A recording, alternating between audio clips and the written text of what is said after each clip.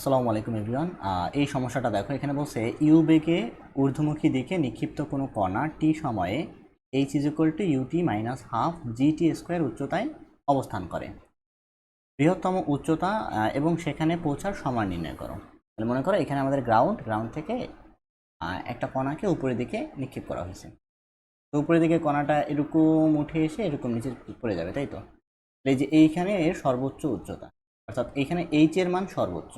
তাহলে বলছে সেই সর্বোচ্চ উচ্চতা মানে বৃহত্তম উচ্চতাটা আমাদের বের করতে হবে, এবং এইখান থেকে যে উপরে যাবে, সেই যাওয়ার সময়টা আমাকে বের করতে হবে।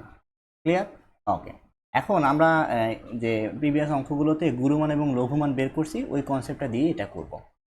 এখন এখানে বলছে সর্বোচ্চ উচ্চতা, অর্থাৎ এই যে এইচ এর সর্বোচ্চ মান বের করতে হবে।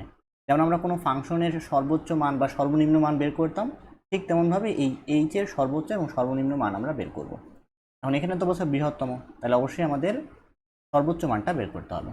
তো এইচকে আমাদের অবশ্যই অন্তরজ বের করতে হবে। কার সাপেক্ষে করব? সময়ের সাপেক্ষে। এখানে কি দেওয়া আছে? সলিউশন। এখানে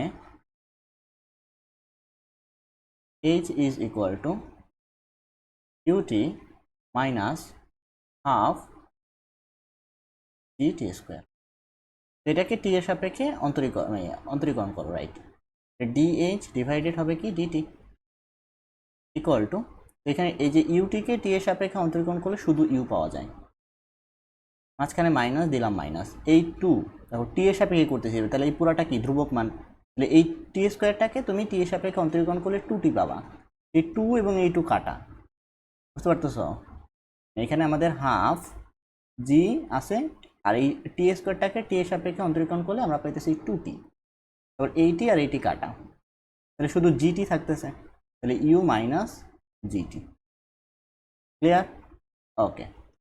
এখন তাহলে আমরা আবার সেকেন্ড ডেরিভেটিভের মান বের করি, যে বৃহত্তম মান নাকি ক্ষুদ্রতম মান সেটা বের করার জন্য। এটাকে যদি আবার টি এর সাপেক্ষে আমরা অন্তরীকরণ করি, তাহলে কি হবে? D square H divided DT square, তাই তো? ওকে। এখান থেকে আবার যদি টি এর সাপেক্ষে করি, তাহলে ইউকে টি এর সাপেক্ষে অন্তরীকরণ করলে আমাদের আসবে 0। আর এখানে মাইনাস কি আছে? জিটি, তাহলে মাইনাস জিটিকে টি এর সাপেক্ষে করলে মাইনাস জি। আলটিমেটলি আমরা বুঝতে পারতেছি যে এই মানটা অলরেডি নেগেটিভ, আমাদের টি এর মানটা আর বসানো লাগে নাই। এখানে লিখে দাও যেটা আমাদের 0 এর চেয়ে ছোট, অর্থাৎ আমরা বৃহত্তম মানটাই পাবো। বুঝতে পারছো? এখন কোন মানের জন্য? এই যে টি এর মানটা আগে বের করতে হবে নাকি? এখন শর্ত মতে ফার্স্ট ডেরিভেটিভের মানটা 0 ধরতে হবে, তাহলে ডিএইচ বাই ডিটি ইকুয়াল 0। এই পুরোটা ইকুয়াল টু 0, তাহলে ইউ মাইনাস জিটি ইকুয়াল 0। এখান থেকে আমরা টি এর মানটা যদি বের করি, তাহলে জিটি ইকুয়াল টু ইউ, বা এখান থেকে T equal to you by জি। আমরা জানি যে এই মানের জন্য আলটিমেটলি আমাদের বৃহত্তম মানটাই পাবো বা গুরু মানটাই পাবো, কারণ এখানে দেখো এই যে D square H by DT স্কোয়ারের ভিতরে কোনো টি এর ভ্যালুটা নাই, আলটিমেটলি কিছু বসাতে পারবো না, আলটিমেটলি আমাদের বড় মানটাই আমরা পাবো। বুঝতে পারছো? ঠিক আছে। এখন অতএব বৃহত্তম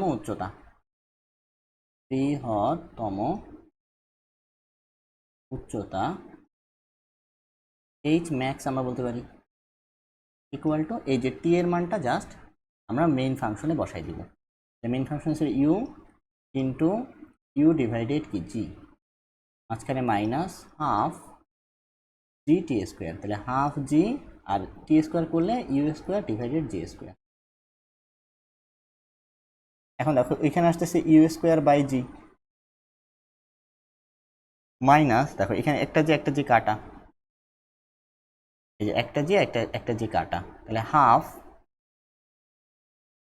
ইউ স্কোয়ার ডিভাইডেড জি, তাহলে এক থেকে আরও একটা বাদ দিলে ইউ স্কোয়ার ডিভাইডেড 2g নাকি?